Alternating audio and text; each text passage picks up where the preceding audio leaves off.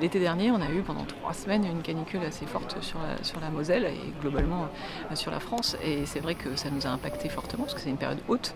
Et donc les allées du zoo étaient relativement vides, comme on le voyait d'ailleurs en ville ou ailleurs.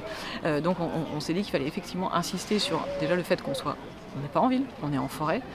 On a la chance d'avoir un parc arboré et végétalisé, donc avec des endroits plutôt intimes où on est vraiment au frais, ou à côté de cascades, ou à côté de points d'eau. Et cet été, on a rajouté à cet espace-là une aire de jeu vraiment brumisée pour adultes et enfants aussi, et tout un parcours de jeu comme ça pour offrir une solution fraîcheur. Historiquement, beaucoup de choses qui sont proposées aux zoo, et on a enrichi ces dernières années d'activités, d'animation, etc.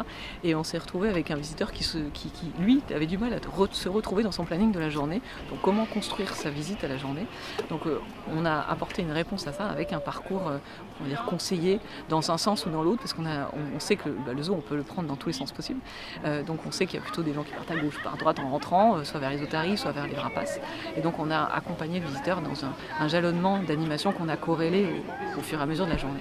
Il y a des naissances évidemment, donc ça c'est la grande joie d'abord des soigneurs parce que c'est tout leur travail au quotidien, et évidemment pour le parc et pour les visiteurs.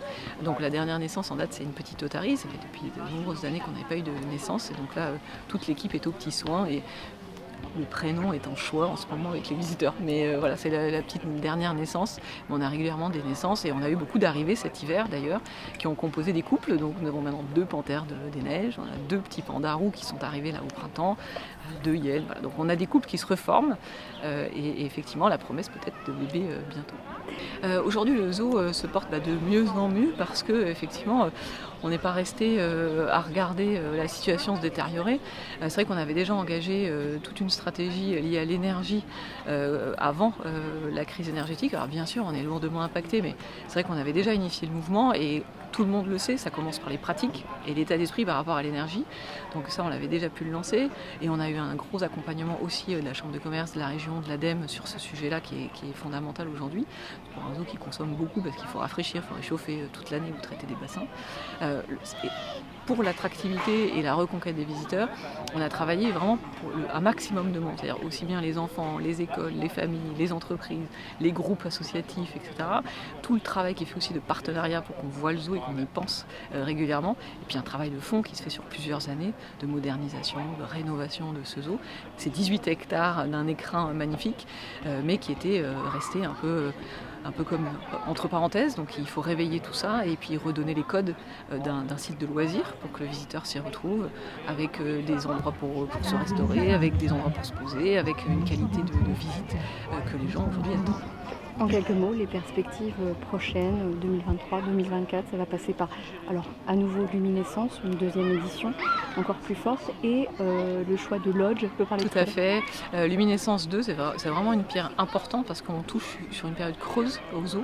Un équipement de plein air, l'hiver, on y pense un peu moins, il faut bien le reconnaître. Donc l'enjeu est allé de changer les mentalités sur une visite au zoo, et on le voit, ça fait beaucoup de bien à la fréquentation. Et on a des visiteurs qui ont finalement trouvé un autre zoo. À l'automne, les couleurs sont différentes dans la végétation, les animaux sont aussi moins sollicités que l'été. Donc il y a vraiment un autre moment dans l'année pour profiter du zoo. Et effectivement, le gros, on va dire, chantier là, qui va nous occuper beaucoup cet hiver, il y a évidemment la question des hébergements. On y est beaucoup poussé, d'ailleurs, il faut bien le dire, on est presque poussé à le faire. C'est un projet extraordinaire parce que c'est un nouveau métier, c'est des dessins d'architectes, c'est vraiment un super projet. Et puis après, dans le zoo, on a encore énormément de choses à rénover, à renforcer, de nouvelles arrivées d'animaux qui sont aussi annoncées. Donc on aura encore plein de surprises pour l'été prochain.